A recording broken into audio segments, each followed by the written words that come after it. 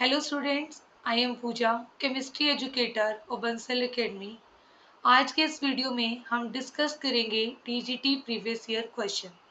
Right, तो start करते हैं जी। हमारा first question that is which of the following compound is 3 centre 2 electron bond. ठीक है, कौन से कंपाउंड में 3 सेंटर 2 इलेक्ट्रॉन बॉन्ड है? तो ऑप्शन 1 दिया हुआ है जी हमें बोरॉन ट्राई फ्लोराइड। राइट, तो बोरॉन ट्राईफ्लोराइड में कोई 3 सेंटर 2 इलेक्ट्रॉन बॉन्ड नहीं होता, 3 सेंटर बॉन्ड नहीं होता, क्योंकि बोरॉन ट्राईफ्लोराइड अगर आप बनाओगे तो वो क्या होता है जी, प्लेनर मॉलिक्यूल होता है। ठीक है, तो मैं यहाँ पर एक बार प्लेनर मॉलिक्यूल बना देती हूँ। ठीक है, इसमें क्योंकि क्या होते हैं, 3 बॉन्ड पेयर्स होते हैं, 0 लोन पेयर होते हैं। ठीक है, तो इस तरीके से हमारा बनता है बोरॉन ट्राईफ्लोराइड। नेक्स्ट है जी कार्बन डाइऑक्साइड। कार्बन डाइऑक्साइड में हमारे पास क्या होगा, लीनियर मॉलिक्यूल यहाँ पर। ठीक है, कोई 3 सेंटर नहीं है, 3 सेंटर का मतलब मैं अभी आपको समझाऊंगी। सी है जी डाइबोरेन। यस, ठीक है, डाइबोरेन में क्या होता है, हमारे पास 3 सेंटर बॉन्ड होता है। देखो यहाँ से हमारे पास डाइबोरेन का ये स्ट्रक्चर होता है जी BH3। जब दो BH3 यूनिट्स आपस में ज्वाइन होती हैं तो उसे हम क्या कहते हैं जी, डाइबोरेन। राइट, ऐसे। ठीक, तो होता क्या है इन एक्चुअल में, देखो ये बोरोन यहाँ पर, ये जो बॉन्ड है ना, ये बॉन्ड कितने इलेक्ट्रॉन से बनी है, 2 इलेक्ट्रॉन से। इसमें एक बोरोन का इलेक्ट्रॉन है, एक हाइड्रोजन का इलेक्ट्रॉन है। सेंटर कितने हैं, 3, एक ये बोरॉन, एक ये हाइड्रोजन और एक ये बोरॉन। क्योंकि जब ये जुड़ते हैं ना, तो ये वाली जो बॉन्ड होती है, ये बोरॉन हाइड्रोजन, ये इसके साथ भी क्या हो जाएगी जी, ऐसे स्ट्रेच हो जाएगी लाइक दिस। ठीक है, स्ट्रेच होके इसको रिप्रेजेंट हम कुछ ऐसे करेंगे, यहाँ पर ऐसे शो कर देते हैं। ठीक है, मतलब ये बॉन्ड स्ट्रेच हो गई। इसमें अगर जैसे ये बॉन्ड है तो ये बॉन्ड आपके पास क्या हो जाएगी जी, स्ट्रेच हो जाएगी। ठीक है, तो देखो ऐसे यहाँ पर भी एक ऐसे बॉन्ड बनती है, जैसे यहाँ पर लाइक दिस। मीन्स जो ये बॉन्ड है, ये वाली बॉन्ड है, ये भी स्ट्रेच हो जाएगी और इसे हम यहाँ पर ऐसे रिप्रेजेंट कर देते हैं।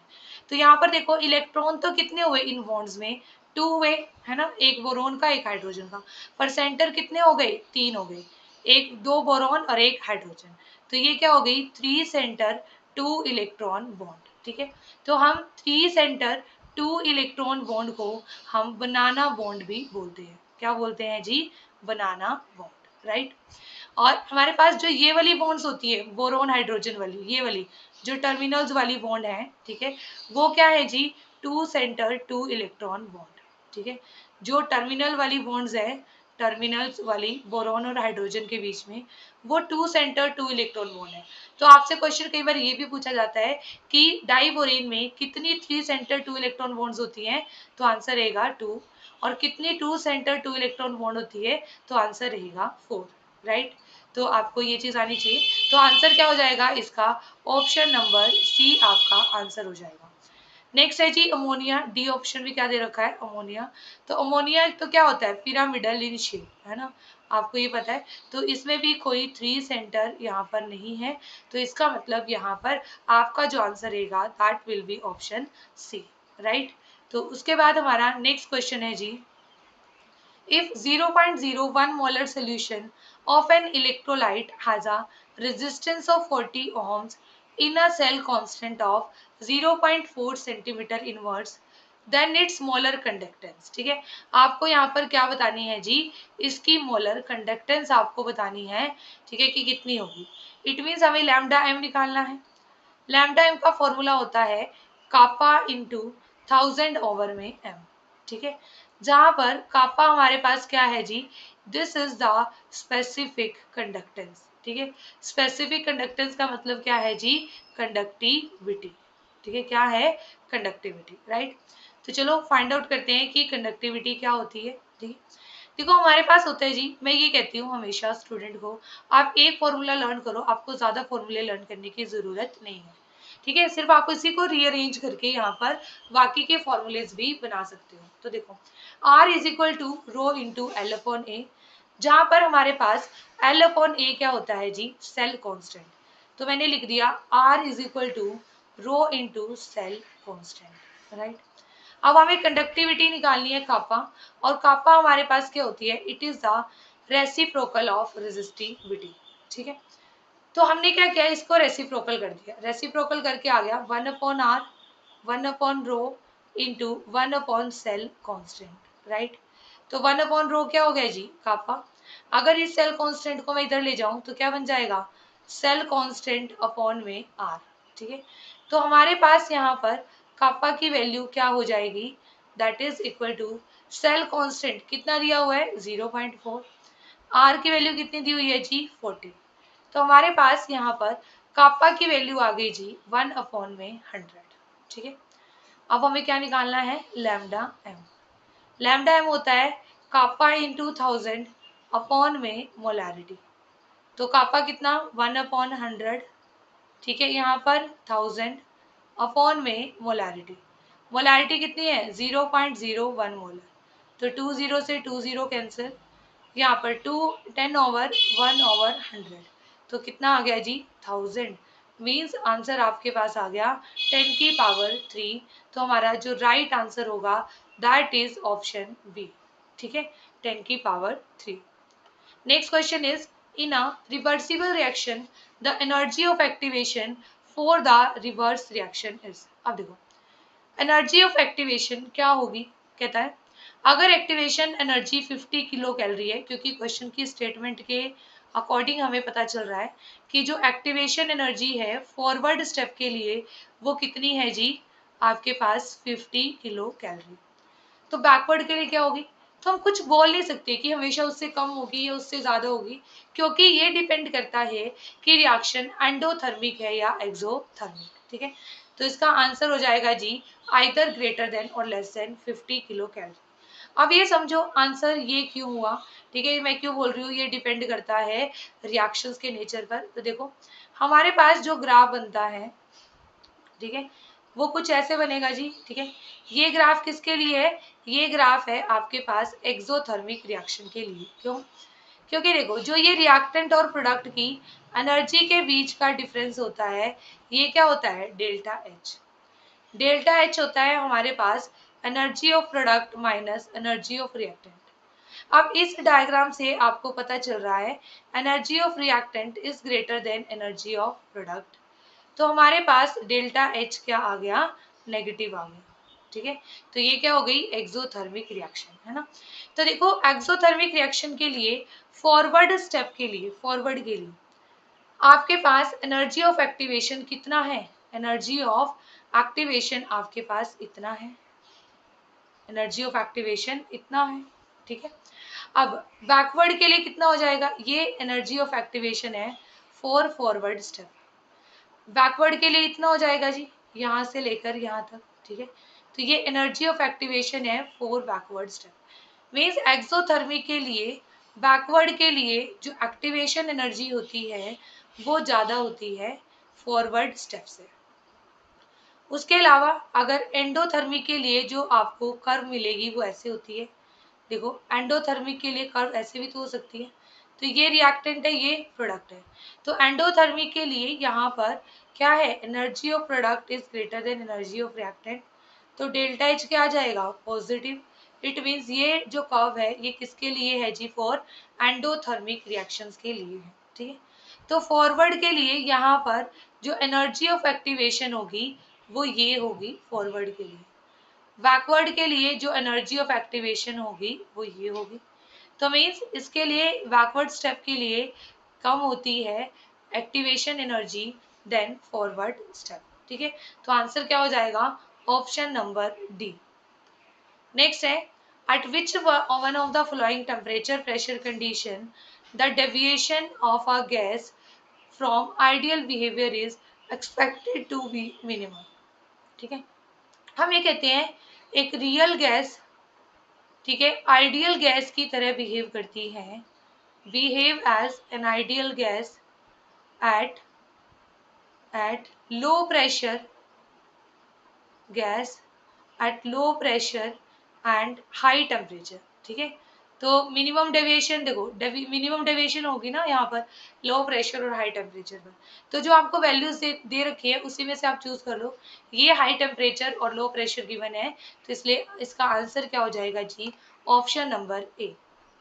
Next question is the correct order of NO bond length in NO, NO2 negative, NO3 negative and N2O4 will be.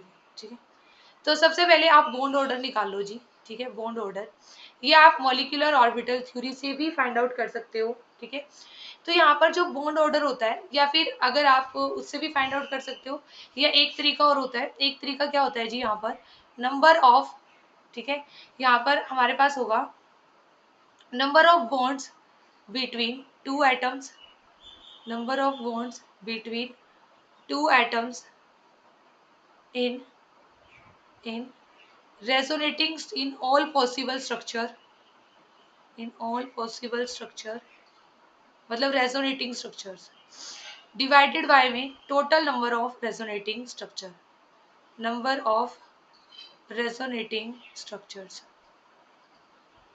ठीक है, ये हो जाएगा।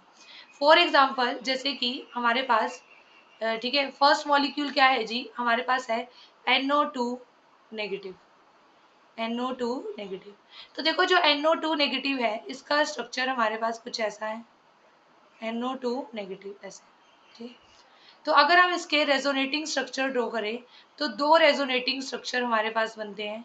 वो क्या जी, यहाँ पर O नेगेटिव आ जाएगा, यहाँ पर डबल बॉन्ड O आ जाएगा। ठीक है, तो यहाँ पर दो रेजोनेटिंग स्ट्रक्चर हैं। तो यहाँ पर आपके पास देखो नंबर ऑफ बॉन्ड्स कितनी है, यहाँ पर बॉन्ड ऑर्डर आपके पास बॉन्ड कितनी है 3 है, अपॉन में रेजोनेटिंग स्ट्रक्चर कितने हैं जी आपके पास 2 है।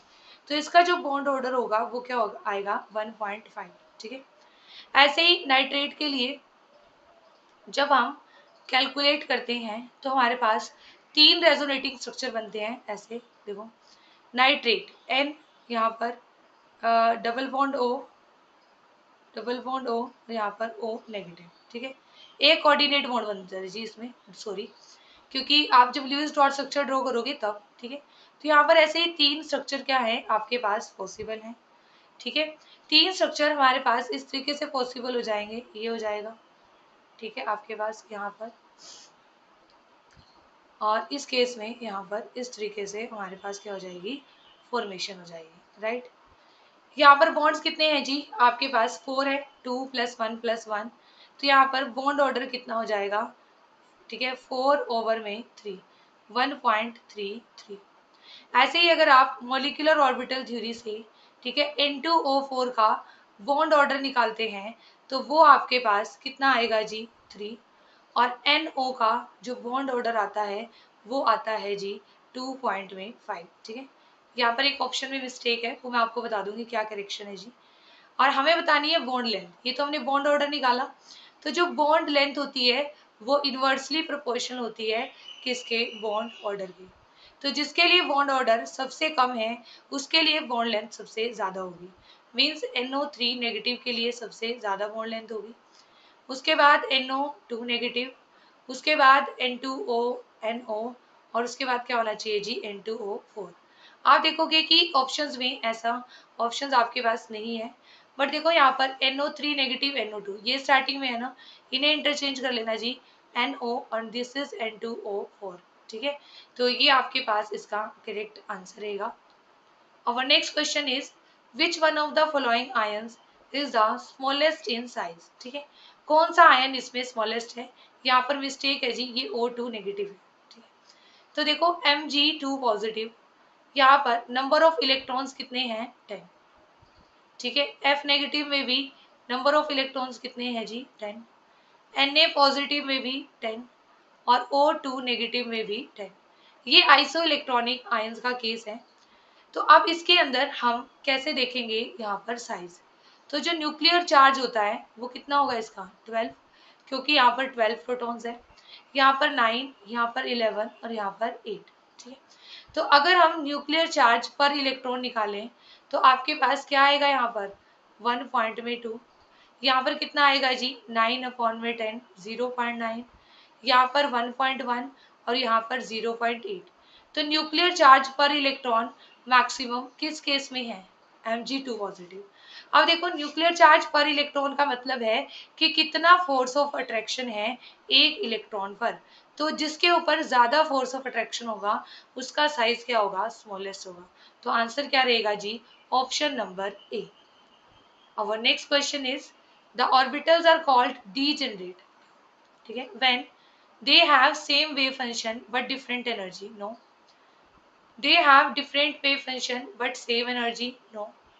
They have same energy. Yes. ठीक है, degenerate orbitals हम सिर्फ उन्हें कहते हैं जिनकी एनर्जी क्या हो, सेम हो, और उनका वेव फंक्शन भी क्या होता है जी, सेम होता है.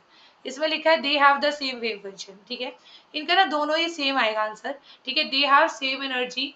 ठीक है, एंड सेम वेव फंक्शन. अगर एक ही लाइन में हो तो आप वो भी कर सकते हो, बट इन्होंने अलग अलग ऑप्शन में दिए है तो आप सेम एनर्जी के साथ जाओगे, क्योंकि डीजनरेट ऑर्बिटल्स वही होते हैं जिनकी एनर्जी क्या हो, सेम हो. ठीक है, तो आपके पास जो आंसर रहेगा वो रहेगा option C. Our next question is the greenhouse effect is because of. ठीक है, जो ग्रीन हाउस इफेक्ट होता है वो किसकी वजह से होता है, नाइट्रस ऑक्साइड, है ना, बिल्कुल ठीक है यहाँ पर. उसके बाद है क्लोरोफ्लोरो हाइड्रोकार्बन इन एटमॉस्फेयर, ये बिल्कुल सही है जी. उसके बाद ये कहते हैं presence of gases which is general are strong infrared absorber, जरूरी नहीं है. ठीक है, presence of CO2 only in the atmosphere. No, only CO2 की वजह से ग्रीन हाउस इफेक्ट नहीं होता.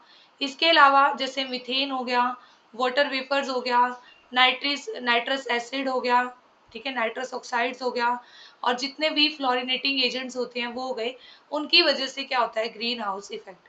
तो ये ऑप्शंस हमारे पास नहीं होंगे जी, तो आंसर रहेगा option number A. Next question is which of the following molecule is planar. ठीक है, आपको यहाँ पर बताना है कि प्लेनर मॉलिक्यूल कौन सा होगा. प्लेनर मीन्स जिसके अंदर कोई भी लोन पेयर नहीं है. ठीक है, no lone pairs are present. ठीक है, तो बस अगर आपको ये पता है तो आप आसानी से यहाँ पर बता सकते हो. तो देखो, जैसे हमारे पास फर्स्ट है जी जिनॉन टेट्राफ्लोराइड. तो जिनॉन टेट्राफ्लोराइड के लिए आपके पास कैसा स्ट्रक्चर यहाँ पर बनता है, देखो, जिनॉन टेट्राफ्लोराइड के लिए हाइब्रिडाइजेशन. ठीक है, total number of electron pairs आपके पास आएंगे 6, जिसमें से बॉन्ड पेयर कितने हैं जी, 4, लोन पेयर कितने हैं, 2. तो जो इसकी शेप होगी वो क्या होगी, स्क्वायर प्लेनर, है ना. ऐसे इसका यहाँ पर ज्योमेट्री बनेगी XEF4. 2 क्या होंगे यहाँ पर, लोन पेयर. ठीक है, तो 2 लोन पेयर है तो इसका मतलब ये तो आंसर नहीं होगा. उसके बाद ऐसे ही SF4 जी, SF4.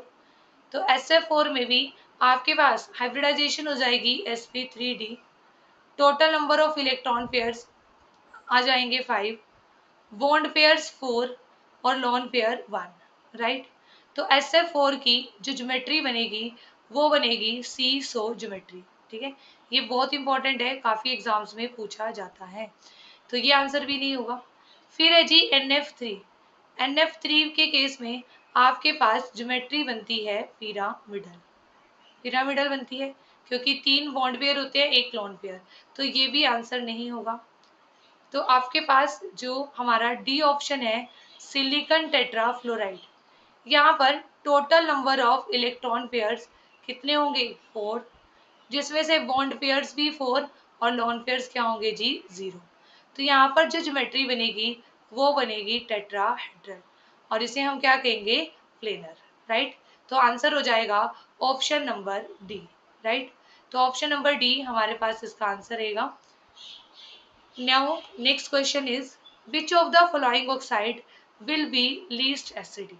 ठीक है, आपको यहाँ पर फॉस्फोरस के और, ठीक है, आर्सेनिक के ऑक्साइड दिए हुए हैं, तो आपको ये बताना है इसमें से लेस एसिडिक क्या होगा. अगर हम एक चीज कंक्लूड करें, फॉस्फोरस और आर्सेनिक में, ठीक है, ऐसे प्रेजेंट होते हैं कि एक ही ग्रुप से बिलोंग करते हैं, और जब हम डाउन द ग्रुप मूव करते हैं तो जो टेंडेंसी होती है टू लूज इलेक्ट्रॉन वो इंक्रीज होती है ना. तो इलेक्ट्रॉन लूज करने का मतलब क्या होता है, बेसिक करेक्टर इंक्रीज होता है.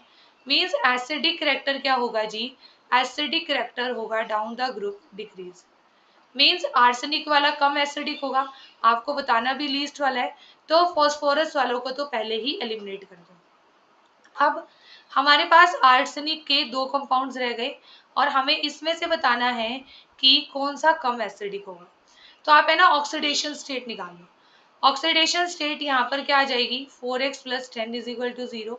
तो x की वैल्यू कितनी आ गई आपके पास, 2.5. यहाँ पर कितनी आ गई x की वैल्यू आपके पास, यहाँ पर आ गई x की वैल्यू माइनस में आएगी minus 2.5, 4x is equal to 6, तो x की वैल्यू आ जाएगी 6 अपॉन में 4 मीन्स 3/2। ठीक है, यहाँ पर कितने आ गई 1.5, राइट। ये -10 आएगा जी, -10।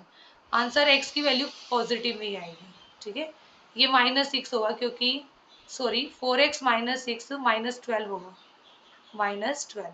ठीक है, यहाँ पर तो यहाँ पर आप क्या निकालोगे, ऑक्सीडेशन स्टेट आप निकालोगे। ये मैंने यहाँ पर गलत लिख दिया, इसमें भी गलत लिख दिया जी, 1 मिनट। ठीक है, क्योंकि एक ऑक्सीजन के ऊपर -2 चार्ज होता है ना, इस वजह से, राइट। तो आप ऐसे लिखोगे यहाँ पर 4x - 12 इज इक्वल टू 0, तो x की वैल्यू क्या आ गई +3।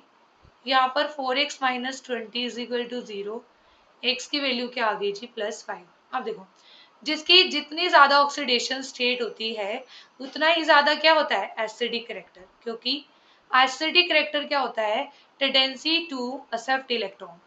जितनी ज्यादा पॉजिटिव ऑक्सीडेशन स्टेट होगी उतनी ही टेंडेंसी होगी इलेक्ट्रॉन को एक्सेप्ट करने की। तो ये ज्यादा एसिडिक हुआ, तो आपको बताना क्या है, लीस्ट एसिडिक। तो आपका जो आंसर रहेगा वो रहेगा AS4O6, right. Our next question is cuprous compounds such as cuprous chloride, cuprous cyanide, and cuprous thiocyanate are the only salts stable in water due to, okay? ये आएगा जी insolubility in water। ठीक है, यहाँ पर देखो हमारे पास क्या क्यों आंसर आएगा, इसने कहा high hydration energy of copper positive ion. ये क्यों नहीं आएगा, देखो हमारे पास जो कॉपर पॉजिटिव होता है यहाँ पर ये क्यूप्रस सोल्ट्स हैं, CuCl, CuCN, ठीक है, CuSCN। ठीक है, इसके लिए सारी बातें ही ठीक है कि कॉपर पॉजिटिव जो है इसकी जो इलेक्ट्रॉनिक कॉन्फ़िगरेशन है वो है जी 3D टैग, है ना। तो देखो यहाँ पर ये डायमैग्नेटिक भी है, बिल्कुल सही है। और आपके पास क्या होगी, इनहेरेंट टेंडेंसी होगी टू डिस्प्रपोर्शनेट। ये डिस्प्रपोर्शनेट भी नहीं होते, इसमें कॉपर क्लोराइड नहीं होते। डिस्प्रपोर्शनेट कौन से होते हैं जी, हमारे पास कुछ सॉल्ट्स होते हैं जैसे क्यूप्रस ऑक्साइड, क्यूप्रस सल्फाइड, इनका कलर क्या होता है, ब्लैक होता है, इनका कलर ब्लैक होता है। और इनकी टेंडेंसी होती है, ठीक है, डिस्प्रपोर्शनेट होने की। इसमें क्या होता है, कॉपर 1 पॉजिटिव चेंज हो जाता है कॉपर 2 पॉजिटिव में और कॉपर में। ठीक है, मीन्स इसकी ऑक्सीडेशन भी हो जाती है और इसकी रिडक्शन भी हो जाती है। आई चीज समझ में। तो आपके पास यहाँ पर उसने सिर्फ क्यूप्रस क्लोराइड इनके लिए पूछा है, तो आपको लगेगा मैम डायमैग्नेटिक नेचर या high hydration energy of copper cuprous ion, है ना। तो ये आंसर नहीं होगा क्योंकि जो स्टेबिलिटी बताता है ना कि कौन सा स्टेबल सॉल्ट है, तो ये क्या होते हैं जी, हमारे पास इनसॉल्युबल सॉल्ट होते हैं वाटर में, जबकि ये सॉल्ट्स हमारे पास क्या होते हैं, सोल्यूबल। ठीक है, और ये सॉल्ट्स क्या होते हैं हमारे पास, इनसॉल्युबल। तो आंसर क्या रहेगा जी, option number A, right. Our next question is aqueous solution of sodium carbonate, ठीक है, sodium carbonate absorb NO and NO2 to give. ठीक है, इससे हमारे पास क्या बनता है जी, ये आपको लर्न करना पड़ेगा, sodium nitrite and carbon dioxide. तो आंसर हो जाएगा जी option number A, right. Next question is on passing a current of 1 ampere, ठीक है, करंट आपके पास क्या है, आई की वैल्यू 1 एम्पियर, टाइम कितना है जी 16 मिनट 5 सेकेंड। तो हम क्या करते हैं, इस टाइम को चेंज कर लेते हैं सेकेंड में। तो 16 इंटू 60 प्लस 5, तो कितना हो गया जी आपके पास 965 सेकेंड, राइट। कहते हैं through 1 litre solution of copper chloride all copper solution was deposited at cathode, the strength of solution was। आपको स्ट्रेंथ बतानी है, ठीक है, तो देखो कैसे बताएंगे, पहले तो हम इसका वेट निकाल लेंगे कि कितना डिपॉजिट हुआ है। ठीक है, तो देखो हमारे पास यहाँ पर जो वेट ऑफ सब्सटेंस होता है वो आपके पास क्या होता है जी, weight of substance deposited is directly proportional to Q. ठीक है, आप लिखते हो W is equal to Z into Q. ठीक है, फर्दर जो अमाउंट ऑफ सब्सटेंस डिपॉजिटेड आप फाइंड आउट करोगे तो W is equal to Z into Q, Q की जगह हम क्या पुट कर सकते हैं, I इंटू टी। अब ये जेड क्या होता है, जेड होता है इलेक्ट्रोकेमिकल, है ना, यहाँ पर इक्विवेलेंट, इसका फॉर्मूला होता है इक्विवेलेंट वेट अपॉन में फेराडेज, ठीक है। तो यहाँ पर ई की वैल्यू क्या होगी, इक्विवेलेंट वेट क्या होगा कॉपर का, इक्विवेलेंट वेट कॉपर का होगा जी इसका मोलर मास मतलब एटॉमिक मास डिवाइडेड बाय में 2, क्योंकि CuCl2 में कॉपर की वैलेंसी कितनी है +2। तो यहाँ पर वैल्यू पुट कर दो आप, ठीक है। F की वैल्यू 96500 कूलम, I की वैल्यू 1 एम्पियर इंटू टाइम कितना है जी 965। तो यहाँ पर इसे आप सॉल्व करो, तो इसे सॉल्व करने पर आपका आ जाएगा यहाँ पर 10 है, ठीक है, 2000, ठीक है, 635 ओवर 20,000 ये आ गया। तो यहाँ पर कितना आंसर आ जाएगा आपके पास 0 पॉइंट, ये मास आ गया, ठीक है, कोई ज़रूरत नहीं है इसको ऐसे सॉल्व करने की अभी। अब आपको क्या निकालना है इसकी, ठीक है, आपको स्ट्रेंथ निकालनी है। अब आपको जो आंसर दिया है मोलैरिटी और नॉर्मेलिटी में दिया है, तो मोलैरिटी निकाल लें जी। मोलैरिटी क्या होते हैं, number of moles in, number of moles upon में वॉल्यूम इन ml इनटू में 1000। अगर लीटर में होगा तो यहाँ पर वॉल्यूम क्या आ जाएगा लीटर में, और ये 1000 नहीं आएगा, ठीक है। तो नंबर ऑफ मोल्स कितने हो गए आपके पास, ये गिवन मास है, गिवन मास 635 ओवर 20,000 अपॉन में मोलर मास क्या होगा 63.5, वॉल्यूम कितना हो जाएगा 1 लीटर दे रखा है तो 1000 ml, और यहाँ पर भी 1000, ये और ये कैंसिल हो गया जी। तो देखो 6 यहाँ पर कितना आ जाएगा, इसको सॉल्व करके सॉल्व कर लो इसको, ठीक है। तो यहाँ पर आ गया 635 10, इससे ये कैंसिल, इससे ये कैंसिल, तो आपके पास आंसर आ गया 0.005 मोलर, ठीक है। तो 0.005 मोलर है नहीं।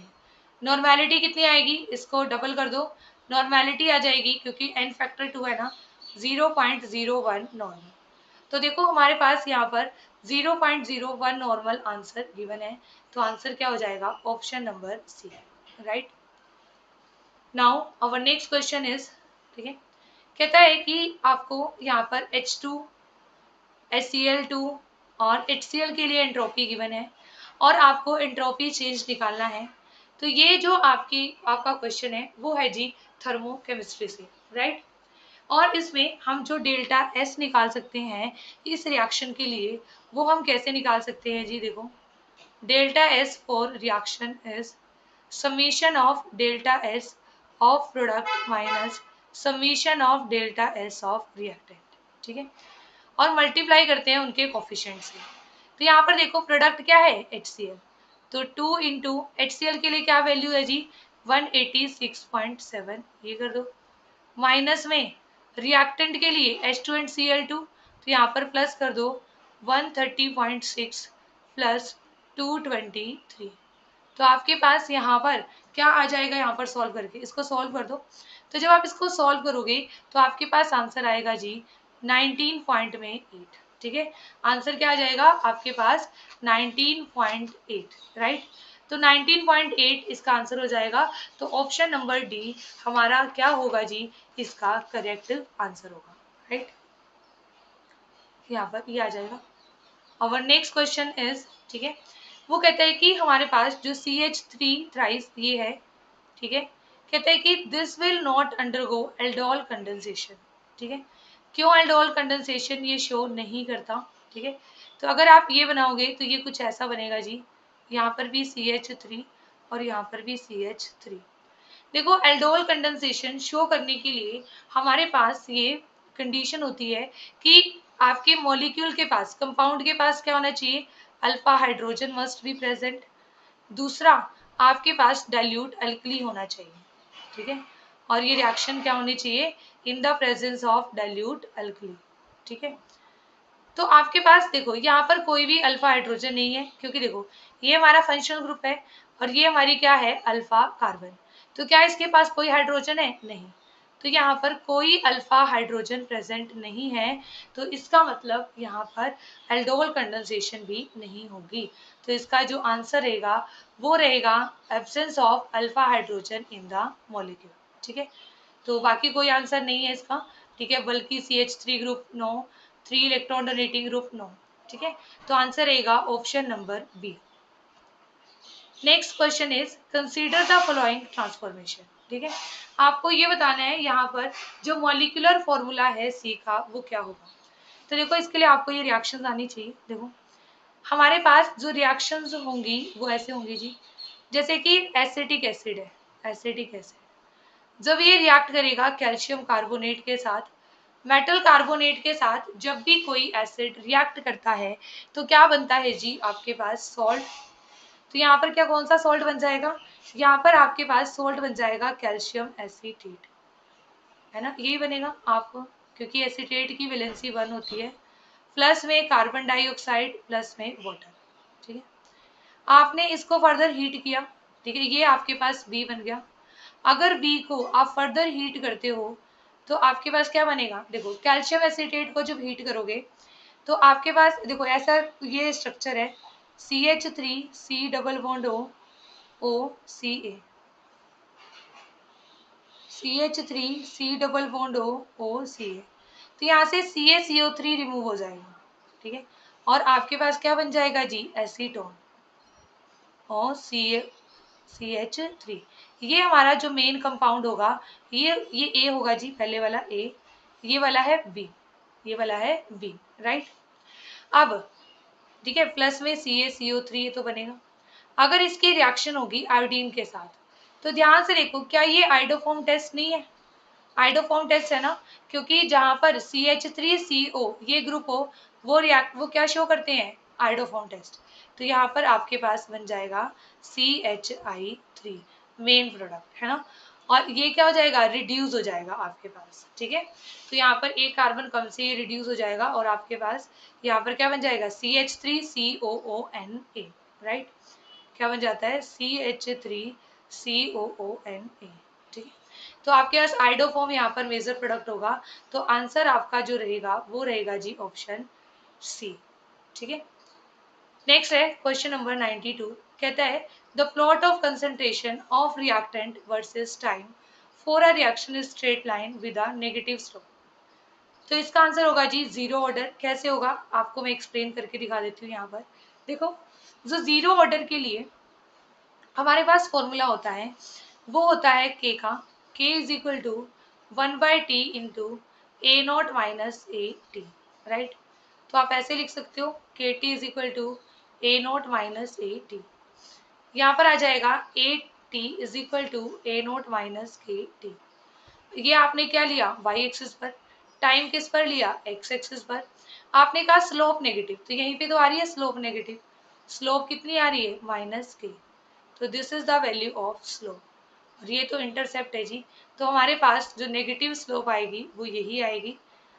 ये हमारे पास क्या हो गया concentration of reactant versus time. ठीक है, उसने इनिशियल वैल्यू नहीं बोला था कि आपके पास इनिशियल कंसंट्रेशन है, तो अगर उसने सिंपल ये बोला है कंसंट्रेशन ऑफ रिएक्टेंट तो इसका मतलब क्या है आपके पास वो किसी भी टाइम पर कंसंट्रेशन है दैट इज 80। तो इसलिए इसका आंसर क्या रहेगा option number B. Next question is if alpha is the fraction of HI dissociated, ठीक है, at equilibrium in the reaction. Reaction आपको दे रखी है जी ये वाली, ठीक है, गिव्स H2 प्लस I2, कहते हैं starting with 2 moles of HI। ठीक है, देखो इनिशियल कंसंट्रेशन आपके पास कितनी है, यहाँ पर 2 मोल्स है, यहाँ पर 0 है। Let alpha be the degree of dissociation. Alpha क्या है डिग्री ऑफ डिसोसिएशन। अगर अल्फा हमारे पास डिग्री ऑफ डिसोसिएशन है तो एट इक्विलिब्रियम पर क्या होगी, यहाँ पर देखो यहाँ पर 2 मोल्स है ना, तो 2 मोल्स रिएक्ट हो जाएंगे, 2 माइनस 2 अल्फा, ये कितने बनेंगे अल्फा अल्फा। तो टोटल नंबर ऑफ मोल्स कितने हो जाएंगे जी आपके पास 2 minus 2 alpha plus alpha plus alpha, तो ये कैंसिल हो गया जी, तो आंसर क्या आ गया 2। तो आंसर रहेगा option number C, right. Our next question is which of the following will have 3 isomeric form। आपको ये बताने हैं टोटल नंबर ऑफ आइसोमर्स 3 किस में होंगे।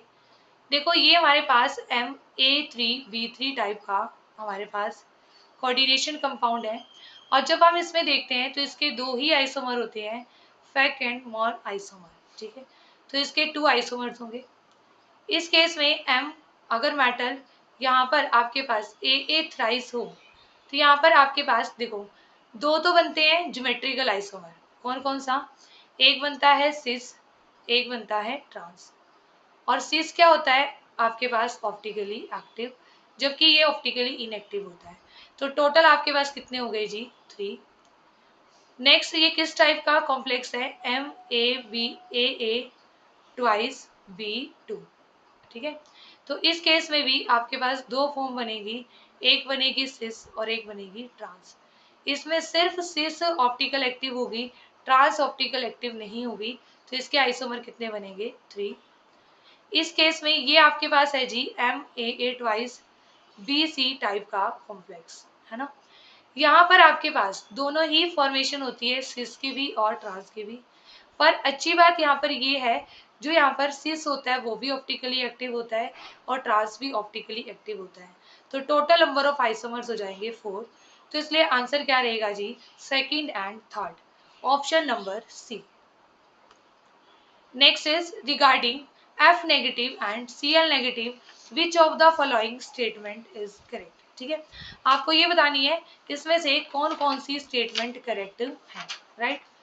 तो उसने दे रखा है F negative can be oxidise more readily than Cl negative, Cl negative is smaller in size, ठीक है। Cl negative is better reducing agent than F negative, आना चाहिए। चलो इसको पहले ना हम इनका रिड्यूसिंग करेक्टर ही हम लिख लेते हैं, ठीक है। तो देखो रिड्यूसिंग जो करेक्टर होता है वो क्या होता है? रिड्यूसिंग का मतलब होता है कि आपके पास जो खुद क्या हो जाए? ऑक्सीडाइज हो जाए, ठीक है। और दूसरों को क्या करे? रिड्यूस करे, ठीक है। खुद ऑक्सीडाइज हो जाएगा और दूसरों को क्या करेगा? रिड्यूस, ठीक है।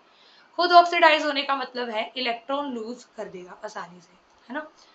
इलेक्ट्रॉन लूज कर कौन आसानी से करेगा? I नेगेटिव, क्योंकि इसका साइज लार्ज है। तो ये है जी आपकी रिड्यूसिंग पावर, ठीक है।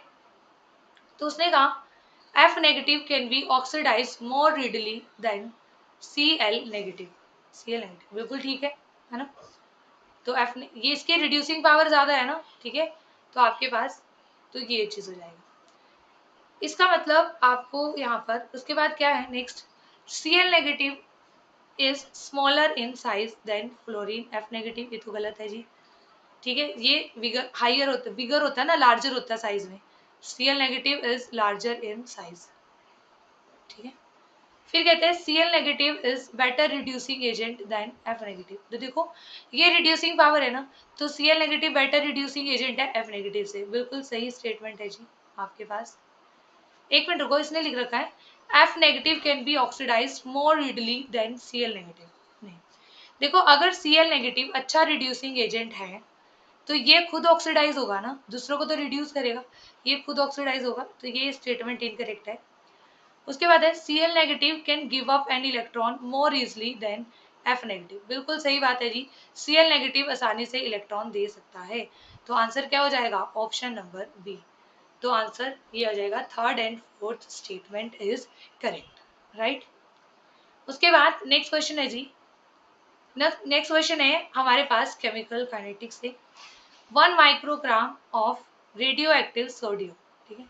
तो हमारे पास यहाँ पर इनिशियल कंसंट्रेशन यहाँ पर गिवन है एक तरीके से, that is 1 microgram of radio active sodium with half life is 15 hours into a living system for a bioassay. How long will it take for the radioactivity fall to 25% of its initial value? 80 क्या हो जाएगी? 25% of initial value, ठीक है। Initial value कितनी थी? 1 microgram, ठीक है। तो क्या होगी? 1/4 माइक्रोग्राम। आपको निकालना है जी टाइम। अब देखो आपको टी हाफ दिया हुआ है, ठीक है। देखो जितने भी ये रेडियो एक्टिव डिसइंटीग्रेशन होती हैं वो फॉलो करती हैं फर्स्ट ऑर्डर काइनेटिक को। तो टी हाफ किसके इक्वल हो जाएगा जी? 0.693 डिवाइडेड बाय में के। टी हाफ 15 आवर्स है, तो यहाँ पर सबसे पहले आप क्या निकाल लो, के की वैल्यू निकाल लो। तो के की वैल्यू हो जाएगी 0.693 ओवर में 15। अब कुछ स्टूडेंट्स क्या करते हैं, यहाँ पर इसकी वैल्यू को सॉल्व करने लग जाते हैं। सॉल्व मत करो भाई, क्योंकि आपको इसको फर्दर भी सॉल्व करना है, तो बेटर रहेगा वहां पर ही सॉल्व कर लो एक साथ। उसके बाद आपके पास फॉर्मूला होता है हमारे पास, ठीक है, t is equal to 1/k, ठीक है, 2.303 over k into logarithm of a0 y में 80, ठीक है। तो यहाँ पर वैल्यू पुट कर दो जी, 2.303, k की वैल्यू है 0.693 बाय 15, लॉगरिथम ऑफ a0 है 1 और ये है 1/4, तो ये 4 ऊपर चला जाएगा, ठीक है। तो आप जब इसे यहाँ पर क्या कर लो, सॉल्व कर लो, अपॉन 0.693, यहाँ पर log ऑफ 4 क्या आएगा, log 4 को मैं ऐसे लिख सकती हूँ 2 log 2, क्योंकि log 4 को हम ऐसे लिख सकते हैं जी log 2 की पावर 2, ठीक है, तो 2 log 2 बन जाएगा। log 2 की वैल्यू हमें पता होती है, ठीक है, कितनी होती है जी log 2 की वैल्यू, वो होती है 0.3010, राइट। तो जब इसको सॉल्व करोगे तो आपके पास आंसर आता है 30.3 आवर्स। तो यहाँ पर आंसर क्या हो जाएगा जी, ऑप्शन नंबर बी, ठीक है, 30 hours, right. Now our next question is which of the following will exhibit chirality. Answer होगा जी 3 मिथाइल हेक्सेन। कैसे होगा, ध्यान से देखो। ऑप्शन ए में हमें बताना है 2 मिथाइल हेक्सेन। देखो 6 कार्बन बना लो पहले, 2 पे क्या बना दो, मिथाइल ग्रुप, इधर भी मिथाइल, इधर है हाइड्रोजन, बाकी ये हाइड्रोजन हैं, ठीक है। तो ये बताओ कायरल के लिए क्या होना चाहिए, आपके पास मॉलिक्यूल में कार्बन ऐसा होना चाहिए, एक कार्बन जिसके ऊपर चारों ग्रुप क्या हो, डिफरेंट हो, है ना। चारों ग्रुप क्या होने चाहिए जी, आपके पास डिफरेंट होने चाहिए। तो आप देखो ये कार्बन तो डिफरेंट है ही नहीं, क्योंकि 3 CH3 लगे हुए हैं, ये भी नहीं होगा, ठीक है, ये वाला भी नहीं होगा, ये वाला भी नहीं होगा, ये वाले तो है ही नहीं, क्योंकि 2-2 3-3 हाइड्रोजन आपको दिखाई दे रहे हैं। अब ये वाला कार्बन चेक करो, क्या ये आपके पास कायरल है, नहीं, क्योंकि इधर भी CH3 इधर भी CH3, तो सेम ग्रुप हो गए ना, तो ये आंसर आपका नहीं होगा। नेक्स्ट में देखो आपके पास है 3 मिथाइल हेक्सेन। तो देखो 3 मिथाइल हेक्सेन, यहाँ पर CH3 CH2 CH2 CH2 CH3। अब इसी कार्बन को देखो, यहाँ पर एक इथाइल ग्रुप, एक मिथाइल, एक प्रोपाइल और एक क्या है, hydrogen, means this is a chiral carbon. अगर ये कायरल कार्बन है तो इसका मतलब ये कंपाउंड क्या होगा, कायरलिटी यहाँ पर एग्जिबिट करेगा। नियोपेंटेन हमारे पास ये होता है जी, देखो ध्यान से। तो यहाँ पर अगर आप ध्यान से देखोगे तो सभी कार्बन, कोई भी कार्बन यहाँ पर कायरल नहीं है। नेक्स्ट में आइसोपेंटेन। आइसोपेंटेन का स्ट्रक्चर कुछ ऐसे बनेगा हमारे पास।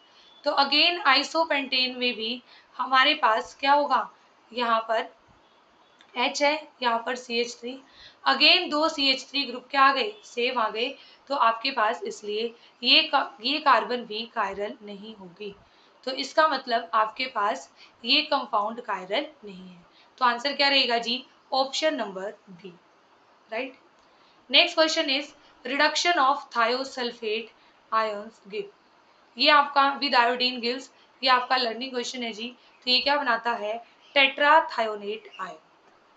नेक्स्ट है purification of silicon element used as semiconductor is done by. देखो जितने भी सेमीकंडक्टर होते हैं, जैसे सिलिकॉन, जर्मेनियम, इनकी प्योरिफिकेशन होती है जॉन रिफाइनिंग से।